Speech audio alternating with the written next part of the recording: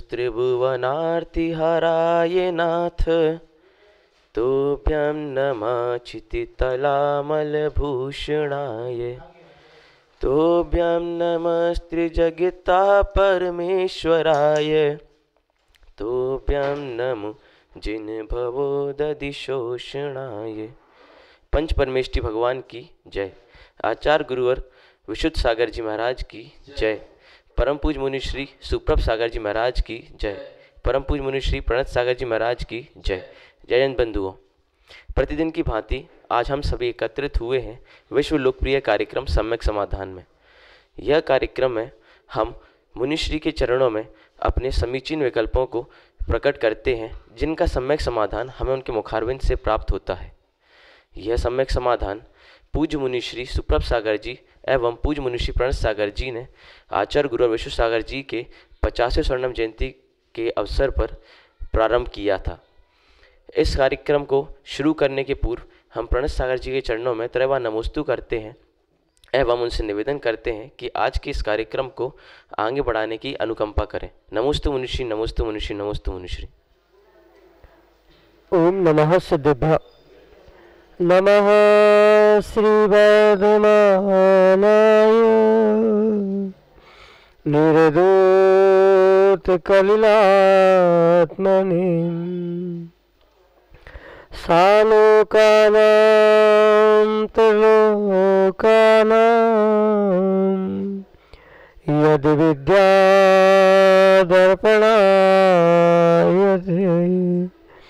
यद विद्यादर्पणायते।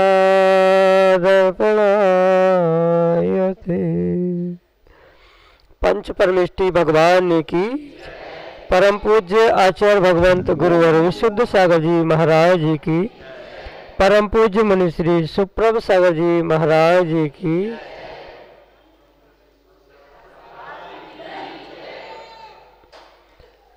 एक विकल्प, एक छोटा सा विकल्प संसार में भटकाने का कारण बन गया और वही एक निर्विकल्प अवस्था अनंत सुख का कारण बन जाती है।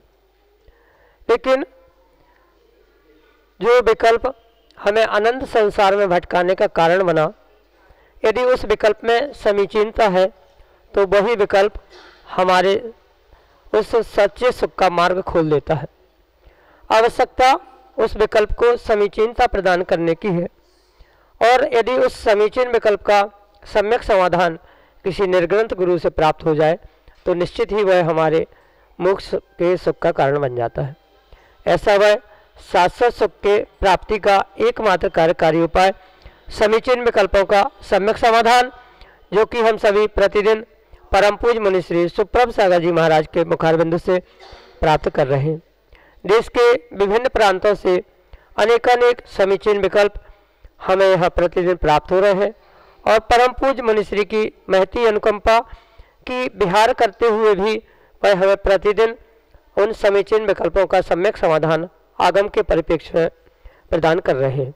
गाड़रवाड़ा की वह पावन धरा जहाँ से यह सम्यक समाधान प्रारंभ करते हैं, और आज का पहला विकल्प सिद्ध क्षेत्र गजपंथा जी महाराष्ट्र से श्री जिनवाणी स्वाध्याय मंडल के सभी सदस्य परम पूज मुनिश्री के चरणों में कोटि कोटि नमोस्तु निवेदित करते हुए अपना समीचीन विकल्प रख रहे हैं कि महाराज जी, नरकों में नारकियों को बहुत भूख और प्यास लगती है, अपितु उनको खाने के लिए एक दाना या पीने के लिए एक बूंद पानी भी नहीं मिलता, तो वे नारकी वर्षों पर्यंत जीवित कैसे रहते हैं। हमारे समीचीन विकल्प का सम्यक समाधान करने की अनुकंपा करें। नमोस्तु महाराज जी, नमोस्तु। ओम नमः सिद्धेभ्य।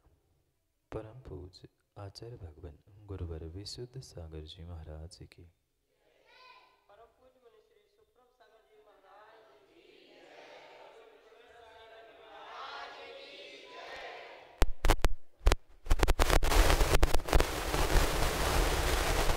पानी से ही जीता नहीं है, अपितु वह परिपूर्ण रूप से उस भोजन पाने के अलावा भी अपने आयु कर्म के निमित्त से भी जीता है।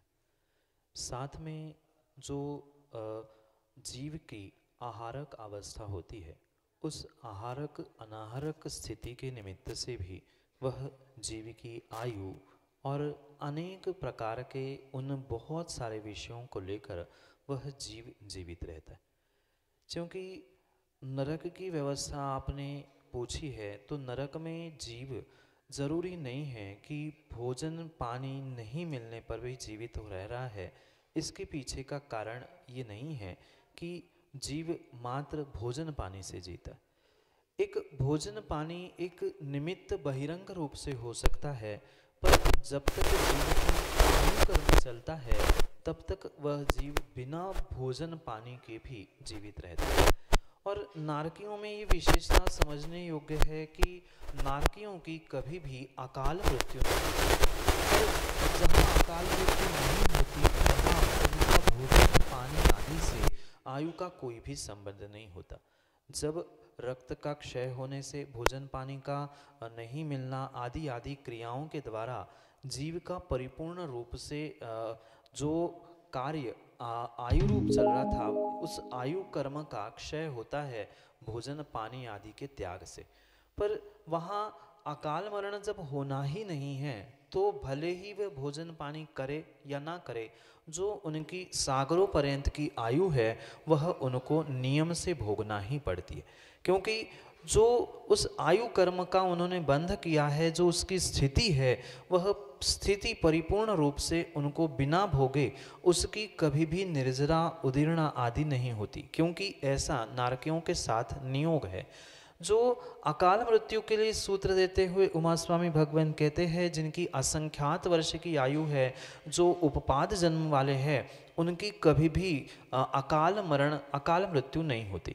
और जिसकी अकाल मृत्यु नहीं होती है उसको भोजन पानी हवा आदि मिले ना मिले ये तो बहिरंग रूप से निमित्त है, पर अंतरंग निमित्त रूप से उनके लिए वह उनका आयु कर्म ही पर्याप्त है और उनकी पर्याप्तिया ही उसके लिए वह जीवित रहने के लिए पर्याप्त होती। इसलिए भले ही सागरों पर्यंत नारकियों को कोई भी भोजन पानी आदि नहीं मिलता है, बिल्कुल भूख प्यास से तड़पते हुए भी वे नहीं मरते। इतना ही नहीं, आपने तो स्वाध्याय में बहुत अच्छे से पढ़ा भी होगा कि साक्षात उनका शरीर काटा जाता है, टुकड़े टुकड़े किया जाता है, कढ़ाई में तला जाता है, अनेक कष्ट दिए जाते हैं, पर फिर भी इतने कष्ट होने पर भी, शरीर छिन्न भिन्न होने पर भी पुनः पारे के समान जुड़ जाता है और पुनः वो जीने लग जाता है। ये विशेषता है उस नारकी जीवों की, नरक की वह स्थिति, नरक की आयु की ही ये विशेषता है कि वहाँ ये सब कुछ घटित होता है। इस कारण से भले ही उनको भूख प्यास कितनी ही सताती हो, वे कभी मिट्टी खाते हैं, कभी वह पानी जिसमें कीड़े आदि आदि होते वो भी पी लेते हैं, पर फिर भी वह उनकी आयु समाप्त नहीं होती। अकाल मरण नहीं होने के कारण से, इनके उस कारण से उनको दुख भोगते भोगते उन सबको भोगना ही पड़ता है। यही आपके लिए सम्यक समाधान। अगले समीचीन विकल्प के लिए गाड़रवाड़ा मध्य प्रदेश से हमारे सामने है राजेश जैन शिक्षक अपने समीचीन विकल्प के साथ। आदरणीय गुरुदेव को त्रिवार नमोस्तु। गुरुवर मेरा प्रश्न यह है कि वर्तमान समय में कोरोना काल के चलते हुए मन में एक जिज्ञासा आ रही है कि हम अब मंदिरों में जाएं या अस्पतालों में। मंदिर जो है कोरोना काल में ताले लग गए थे, परंतु हे गुरुदेव अस्पतालों के ताले खुले रहे थे। आज की परिस्थितियों को देखते हुए हम मंदिरों के निर्माण पर विशेष ध्यान दें या अस्पतालों के निर्माण पर ध्यान दें। कृपया मेरी जिज्ञासा शांत करें। नमोस्तु गुरुवार। मंदिर अपने जगह पे सही है और अस्पताल अपने जगह पे सही है, पर ये बात शिक्षक जी बहुत अच्छे से याद रखने की आवश्यकता है। अगर प्रत्येक जीव उस परिपूर्ण श्रद्धा और विश्वास के साथ मंदिर में जाता रहेगा या मंदिर की धार्मिक क्रियाओं को करता रहेगा, तो उसे अस्पताल का मुंह ही देखना नहीं पड़ेगा। इसलिए भले ही कोरोना महामारी में मंदिर के दरवाजे बंद थे और अस्पताल के दरवाजे खुले थे, पर अगर सच्चा धर्मात्मा सच्चे भावों के साथ धर्म करेगा, जो कि मानवता अहिंसा रूपी धर्म हमारे आचार्य भगवंतों ने और तीर्थंकर भगवंतों ने बताया है, उस धर्म का आलंबन संसार का अगर प्रत्येक प्राणी करेगा तो कोरोना जैसी महामारी और अस्पताल का मुंह देखने की आवश्यकता ही नहीं होगी। अगर कोरोना का इतिहास भी आप खोल के देखोगे तो आपको ये परिपूर्ण रूप से समझ में आएगा कि ये कोरोना के पीछे का कारण ही वह मांस भक्षण था, जिसके कारण से ये पूरे देश, राष्ट्र और पूरे इस ब्रह्मांड में फैला था। अगर वही देश का प्रत्येक व्यक्ति, मात्र भारत ही का नहीं अपितु सभी देशों के सभी प्राणी अहिंसा धर्म को मानते होंगे, वीतरागी देव को, वीतरागी भगवान, वीतरागी गुरु को मानते होंगे, उनकी वाणी को मानते होते, तो आज ये नौबत आती ही नहीं। और इस कारण से भले ही अस्पताल वर्तमान में बनाए जा रही है और बहुत जोर देकर उस अस्पतालों के लिए प्रेरणा भी दी जाती है कि पढ़ाई की अस्पतालों की आवश्यकता है, पर मेरे परिप्रेक्ष्य में जो हमारे पूर्वाचार्यों ने हमें दृष्टि प्रदान की है, अगर सच्चा धर्मात्मा सच्चे धर्म का, सच्चे धर्म की क्रियाओं का आलंबन लेगा तो कभी भी उसे बीमारी का या अस्पतालों का सामना करना ही नहीं पड़ेगा। हाँ, क्वचित कदाचित कुछ पूर्व तीव्र कर्म के उदय से वर्तमान में कुछ बीमारी आ भी रही है, उसको भी ठीक करने की शक्ति जितनी वह भगवान की पूजा, श्रद्धा, अभिषेक में है उतनी वर्तमान की दवाइयों में नहीं है, क्योंकि बहुत सारे जीव उस कोरोना महामारी में ही दवाई खा के भी चले गए और कुछ ऐसे हैं बिना दवाई खाए भी उस कोरोना से लौट के आ गए थे। ये परिपूर्ण रूप से जीव की स्वयं की सच्चे देवशास्त्र गुरु के प्रति जो श्रद्धा है, उस श्रद्धा के निमित्त से ही ये आज वर्तमान में वह जीव जीवित दिख रहे हैं, और जिनको श्रद्धा नहीं थी वे बेचारे अस्पताल में पड़े पड़े दवाई खाते खाते वही मर के इस पर्याय को छोड़ के चले गए। इसलिए आगम के परिप्रेक्ष्य में और मेरी निजी सोच से यही दृष्टि उत्कृष्ट है कि जो धर्मात्मा सच्चे देवशास्त्र गुरु का आराधक है, उसकी भक्ति करता है, उसे कभी भी बीमारी का सामना नहीं करना पड़ता, और करना भी पड़ा तो भी वह भगवान के जाप, भगवान का अनुष्ठान, भगवान की पूजा, उन पर श्रद्धान आदि आदि करने से उससे निकल के भी आता है। क्योंकि हमने भी कई ऐसे दृष्टांत देखे हैं जिनको गुरु पर विश्वास था, गुरु के आशीष पे विश्वास था, वह गुरु का आशीष प्राप्त करते हुए डॉक्टर ने कहा था कि चंद घंटे के नहीं हैं, पर गुरु पर और भगवान पर विश्वास था, भगवान के गंधोदक गुरु के जाप पर विश्वास था,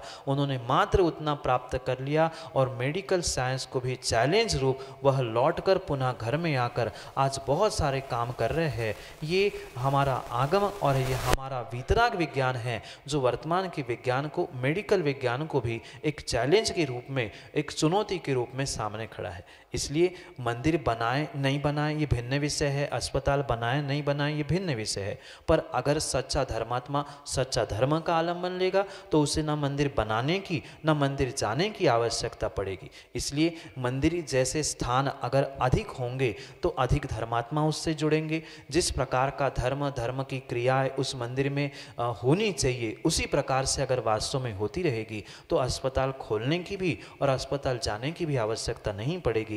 इसलिए हमारे पूर्वजों ने, हमारे पूर्वाचार्यों ने जितनी भी आज्ञा दी है वह सच्चे देवशास्त्र गुरु के आयतन बनाने के लिए, यानी मंदिर, धर्मशाला आदि बनाने की आज्ञा दी है। उन्होंने कभी भी अस्पताल आदि बनाने की आज्ञा नहीं दी गई, क्योंकि दिगंबर मुनि का काम मात्र सच्चे देवशास्त्र गुरु के निमित्त से आयतन बनाना और बनवाने का आदेश कृतकारिता अनुमोदना से देने का है, अन्य किसी भी प्रकार का नहीं। यही आपके लिए सम्यक समाधान।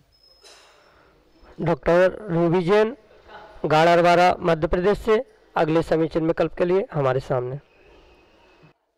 दोनों मुनियों के चरणों में त्रैवार नमोस्तु नमोस्तु नमोस्तु महाराज श्री। महाराज जी, मेरा प्रश्न है कि आज की भागदौड़ के जीवन में हम अपने बच्चों को कैसे संस्कारित करें और कैसे अपने जीवन को भी धर्ममय बनाएं। कृपया शंका का समाधान करें। नमोस्तु गुरुदेव। माँ, चाहे युवा पीढ़ी हो, बच्चे हो, लौकिक भी अच्छा कार्य अगर सिखाना चाहते हो तो पहले दिखाना सीख लो। कहने का अभिप्राय यही है कि आने वाली पीढ़ी आपके सिखाने से नहीं सीखती, आपके दिखाने से सीखती है।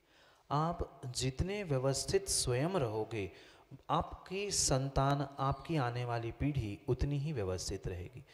जैसे कि अगर वर्तमान में माता पिता को ही स्वयं को धर्म से, धर्म की क्रियाओं से जुड़ने के लिए समय नहीं है, मंदिर जाने के लिए समय नहीं है, आप उसको 50 बार कह दो बेटा सुबह सुबह सबसे पहले मंदिर जाना पड़ता है, मंदिर जाया करो, मंदिर जाया करो, वह थोड़ा सा बड़ा होकर पहले माँ से ही कहेगा माँ पहले तू क्यों नहीं जाती, मुझे ज्ञान दे रही है, आप तो जाया करो। इसलिए माता पिता को अपने संतानों को और आने वाली पीढ़ी को सुधारना है तो वास्तव में पहले स्वयं को सुधारने की आवश्यकता है। हर व्यक्ति, हर माता पिता चाहता है कि मेरे घर में राम होना चाहिए, महावीर होना चाहिए, पर उसके पहले हमें भी त्रिशला, सिद्धार्थ, दशरथ जैसे उस रूप को प्राप्त करना होगा, तभी हम आने वाली पीढ़ी को कुछ दिखा सकते हैं। और आपने जो दिखाया है वही वो सीखेंगे, आपके सिखाने से कोई भी नहीं सीखता। क्योंकि माँ आप स्वयं अनुभव करना, आप बालक को हाथ पकड़ के मंदिर ले जाना, उसको कुछ बोध नहीं होता। आपने माथा टेका, वो माथा टेकता है। आपने डिब्बी से चावल निकाले, वो भी चावल मांगता है। आपने 3 बार ऐसा किया, वो भी 3 बार ऐसा करता है। वही आप उसको उसकी इच्छा ना होने पर आप नमस्कार नहीं करना और उसको कहना कर बेटा, वो कभी भी माथा नहीं टेकेगा, न चावल चढ़ाए। इसलिए सबसे पहले माता पिताओं को इसका बोध करने की आवश्यकता है। अगर आने वाली पीढ़ी को हमें कुछ देना है तो हमें कुछ ग्रहण करना होगा। अगर हमारे पास ही कुछ नहीं है तो हम देने वाले को, लेने वाले को क्या दे सकते हैं। अगर किसी भिखारी को भी किसी को पैसे देने हैं तो भिखारी को पैसे नहीं दे सकता, पैसे वाला ही पैसे देता। जब हमारे पास अगर हम धर्म को नहीं प्राप्त कर पा रहे हैं तो उनको धर्म और धर्म के संस्कार हम किस प्रकार से दे सकते। इसलिए वर्तमान की कितनी भी व्यस्त व्यवस्था क्यों ना हो, कितनी ही भागदौड़ की भी जिंदगी क्यों ना हो, पर समय अपने लिए, अपने परिवार के लिए और धार्मिक क्रियाओं के लिए करने की आवश्यकता है। समय पे 24 घंटे में शाम में भले ही हमारा मंदिर पहुंच पाए तो बहुत अच्छी बात है, सब मिलके मंदिर पहुंचे। सुबह नहीं जा पा रहे हैं, शाम को आरती के लिए पहुंचे, वहाँ भी नहीं जा पा रहे हैं तो घर में ही कुछ ऐसी व्यवस्था बना ले जहाँ हम सामूहिक बैठते हुए जिनवाणी का स्वाध्याय किया जाए, या कुछ ऐसा किया जाए, सामूहिक आरती, सामूहिक भक्तांबर का पाठ किया जाए, या जैसी जैसी व्यवस्था बने, कहीं ना कहीं घर परिवार के सभी सदस्य एक साथ जुड़े, समाज के भी सदस्य जुड़े। समाज में भी माँ वर्तमान में ये उदासीनता आने के पीछे का यही मुख्य कारण है कि हर त्यौहार पे, हर महीने में कुछ ना कुछ आयोजन किए जाते थे तो समाज एकत्रित होती थी। नए बच्चों के लिए, आने वाली पीढ़ी के लिए अनेक प्रकार की क्रियाएं, कार्यक्रम किए जाते थे। तो जितना उनको नए नए प्रकार से हम देंगे उतना ही वो उस प्रकार से ग्रहण करेंगे। वह वर्तमान में बच्चे भी धर्म से दूर होते हुए ढाबे आदि में जाकर, होटल आदि में क्यों खा रहे हैं? क्योंकि माँ को घर में उतना स्वादिष्ट बनाने के लिए समय नहीं है। बना दिया, रख दिया, खा लो, वो फ्री हो गए। ऐसे करने से ही जीव, वर्तमान की युवा पीढ़ी और वर्तमान की ये आने वाले बच्चे उस धर्म से और धर्मात्मा से विमुख हो रहे। हमें समय मिलने पर महीने 2 महीने में किसी गुरु के दर्शन करने के लिए, कहीं आहार देने के लिए पहुँचे जाए, कहीं तीर्थ क्षेत्र पे जाकर बुद्धिपूर्वक पिताजी को पहले ये पढ़ाया जाए कि तुम्हें अभिषेक करना होगा तो तुम्हें देखकर वो बच्चा करेगा, आपको पूजा करनी पड़ेगी, आपको विधान करना पड़ेगा, तो आपकी बेटी भी आपके साथ पूजा विधान के लिए खड़ी होगी। इसलिए पहले माता पिता संभल जाए, बुजुर्ग संभल जाए तो आने वाली पीढ़ी अवश्य ही संभल जाती।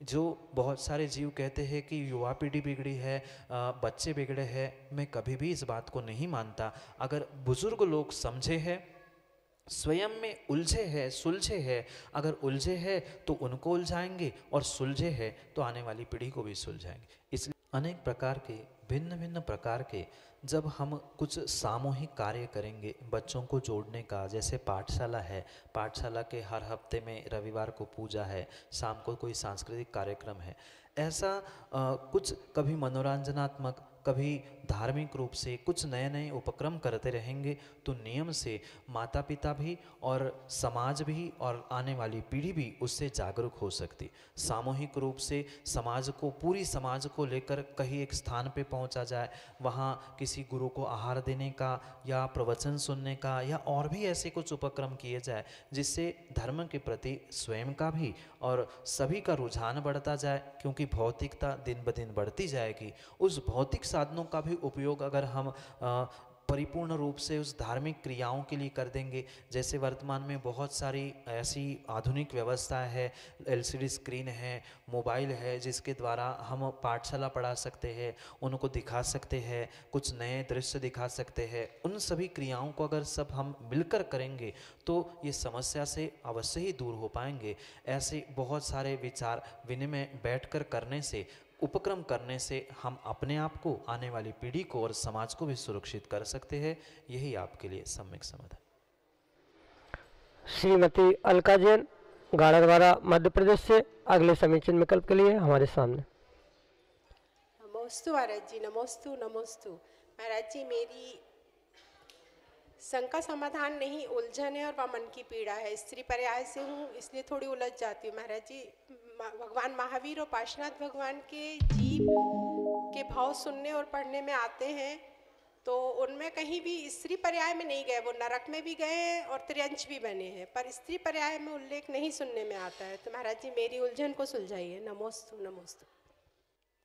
माँ, ये अपनी अपनी सोच, अपनी अपनी दृष्टि, अपनी अपनी नज़रिया का अंतर है कि एक स्त्री पर्याय में जन्म लेने वाली माँ तीर्थंकर की माँ भी बनती है, वही स्त्री पर्याय को प्राप्त करने वाली एक माँ अपने आप को कैकेयी के रूप में भी माँ बना सकती। व्यक्ति का अपना निजी परिणाम और परिणमन है कि वह अपने उस पर्याय को किस प्रकार से प्रस्तुत करती है, किस प्रकार से उसका प्रयोग करते हुए अपने समाज के, देश के और आने वाली पीढ़ी के कल्याण के लिए किस प्रकार से परिवर्तन करती है। जरूरी नहीं है कि हर समय वह स्त्री पर्याय निकृष्ट ही हो। अगर स्त्री पर्याय निकृष्ट होती तो आदिनाथ, महावीर, पारसनाथ जैसे जीव कहाँ से जन्म लेते। उस माँ ने अपने उस बच्चों को अच्छे संस्कार दिए और वह भगवान तो बेटा बन गया, पर भगवान बनने से पहले ही वह माँ वह स्वर्गों से आने वाली देवियों से पूजने लग गई थी। तो भले ही निकृष्ट कहा गया है, पर उस निकृष्टता को समझने की आवश्यकता है। जो स्त्री पर्याय में रहते हुए जीव मायाचारी करता है, मायाचारी से पुनः पाप बांधता है, उस पाप के निमित्त से, और जो शारीरिक कुछ ऐसी रचना, संरचना और विषमता है जिसमें के कारण से उनकी वह परिपूर्ण रूप से शुद्धि नहीं हो सकती, उस कारण से मात्र उसे निकृष्ट कहा गया है। अन्य किसी भी प्रकार से उस स्त्री पर्याय को आचार्य भगवंतों ने निकृष्ट करते हुए कहीं अवहेलना करने की आज्ञा नहीं दी गई। वर्तमान में जो शोषण हुआ रहा है या वर्तमान में जो भी विपरीतता देखी जा रही है, वो मात्र और मात्र पंचम काल की देन है, मात्र स्त्री पर्याय की नहीं है। और रही बात तीर्थंकर पारसनाथ और तीर्थंकर महावीर स्वामी की, तो शायद महावीर स्वामी की सभी पर्यायों को आपने पढ़ा नहीं है। महावीर स्वामी की एक पर्याय का वर्णन करते हुए आचार्य भगवंत कहते हैं कि महावीर स्वामी ने अपनी पिछली पर्याय में अकव्वा की भी पर्याय प्राप्त की थी, उसके बाद एक पर्याय उन्होंने वैश्या की भी प्राप्त की थी, और वैश्या स्त्री ही थी, इसलिए उस पर्याय को भी उन्होंने प्राप्त किया था।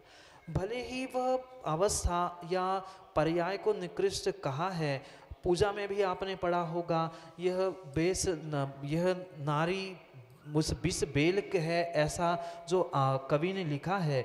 वहाँ विष बेल का अर्थ नारी कहा है, जहाँ नारी के भाव उत्पन्न करते हुए जीव नर उसमें आसक्ति को प्राप्त कर रहा है, उसके लिए विष बेल कहा है।